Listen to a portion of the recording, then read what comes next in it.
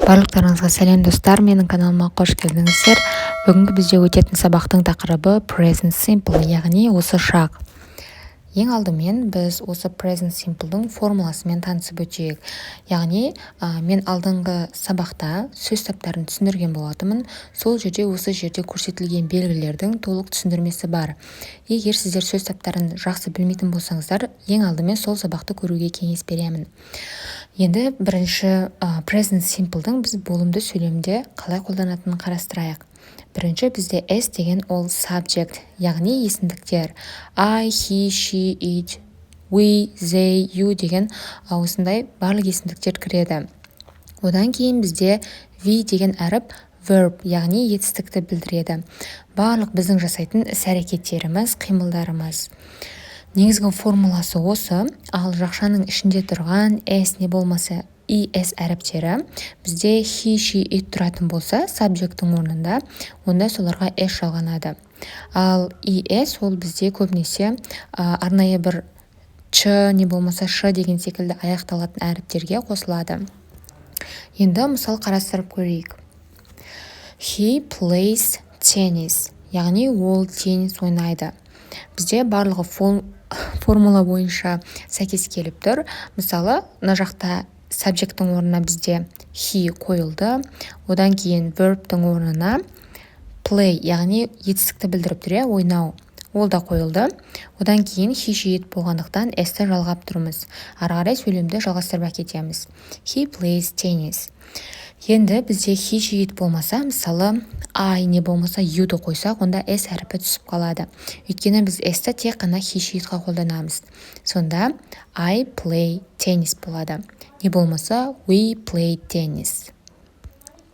Келесі бізде болымсыз түрін қарастырайық. Бұл жерде бізде subject, одан кейін do не болмаса does көмекші етістіктері, сосын not, сосын verb, яғни етістіктер. Енді осыған мысал қарастырып көрейік.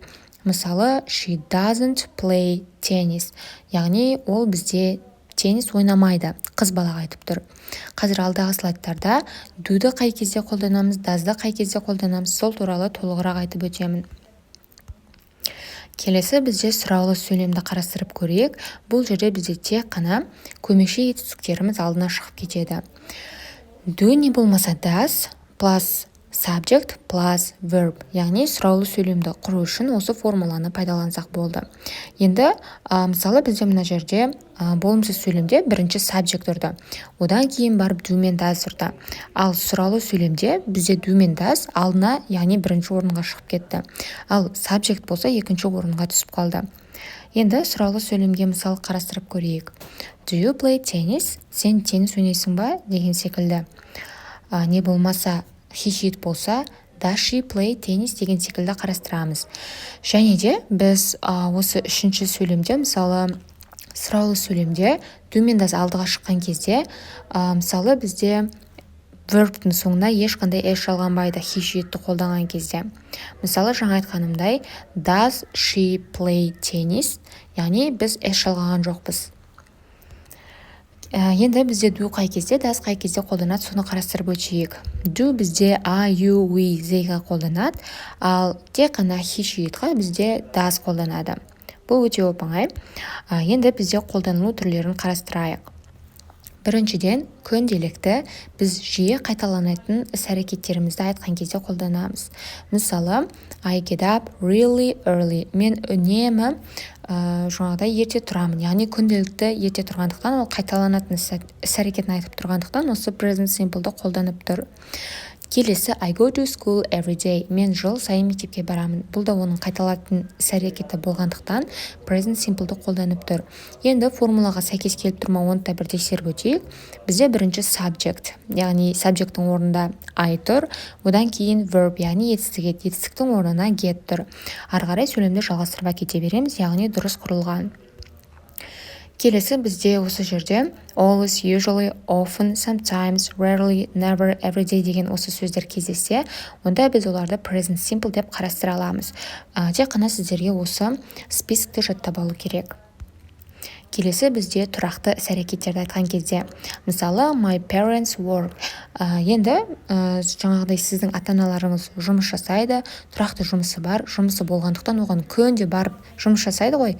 Енді ол күнделікті қайталанатын іс-әрекет, яғни біріншісіне кішкене ұқсас болып тұр.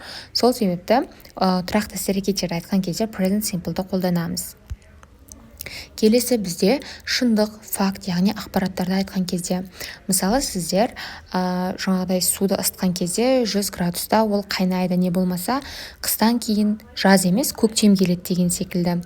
Не болмаса тағы да басқа осындай шындыққа жанасатын жаңағыдай ақпараттарды айтқан кезде present simple'ды қолданамыз. Келесі бізде бағыт беру үшін. Мысалы, бір адам келіп сізден қандай да бір орынды сұраған кезде, сіз present simple'ды қолданып жауап бересіз. Мысалы, you go down to the traffic lights, then you turn left. Сен жаңағыдай бағдаршамға қарай төмен жүресің, сосын солға бұрыласың деген секілді бағыт бергенде. Келесі бізде кітаптар, фильм, не болмаса ойын, әңгіме туралы айтқан кезде қолданамыз. Мысалы, in the film, the tea lady falls in love with the prime minister. Яғни фильмде tea lady деген шай ханшайымы, не болмаса ханымы премьер-министрге ғашық болады деген секілді айтқан кезде біз present simple'ды қолдандық. Жалпы бізде осы present simple аяқталды. Назарларыңызға көп рахмет.